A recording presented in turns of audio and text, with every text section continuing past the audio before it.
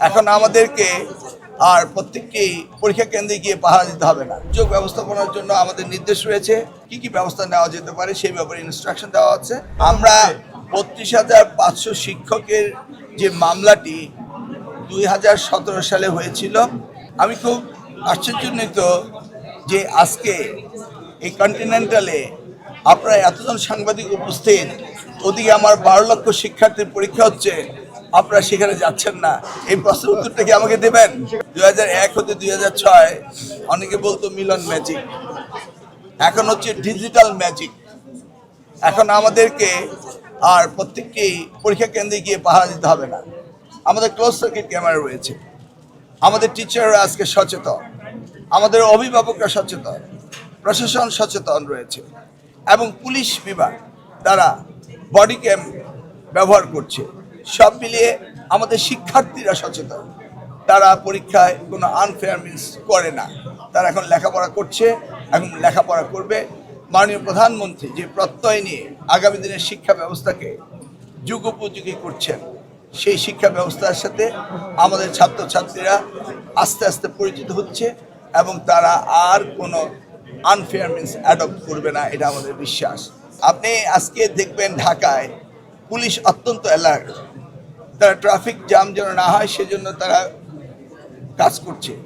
অপরদিকে দুর্যোগ ব্যবস্থাপনার জন্য আমাদের নির্দেশ রয়েছে সেই এলাকায় যেখানে ঘটতে পারে সেখানে তাৎক্ষণিকভাবে সিদ্ধান্ত নেওয়ার জন্য কি কি ব্যবস্থা নেওয়া যেতে পারে সেই ব্যাপারে ইনস্ট্রাকশন দেওয়া হচ্ছে এবং সকলেই প্রস্তুত আমরা সুন্দর একটি পরীক্ষা নেওয়ার জন্য।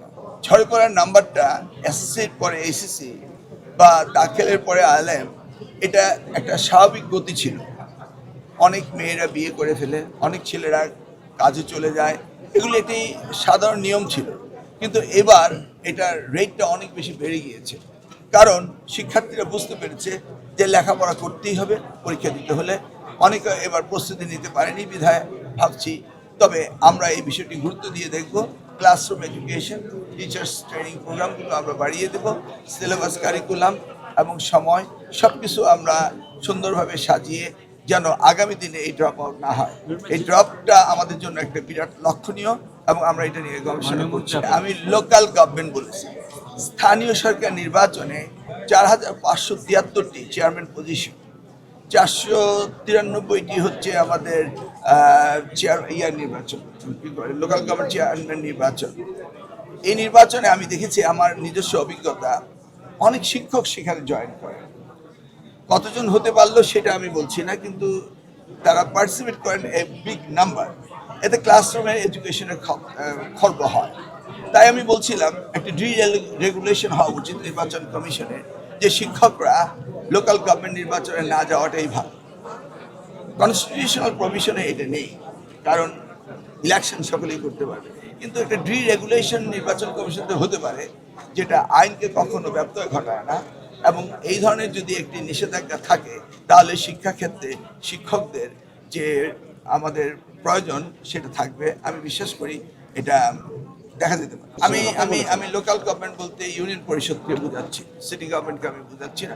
বাট এটা ইজ এ কমন থিং যে শিক্ষকরা শিক্ষকতা পেশায় থাকবে এবং নির্বাচন করলে তারা রাজনীতি পেশায় যাবে, কিন্তু দুইটি সাইমultaneously চালালে এই শিক্ষার মান উন্নয়নে ক্ষতিগ্রস্ত হয়। সেজন্যই আমার ভাবনা থেকে বললাম যে সরকার একটা রেগুলেশন করা উচিত।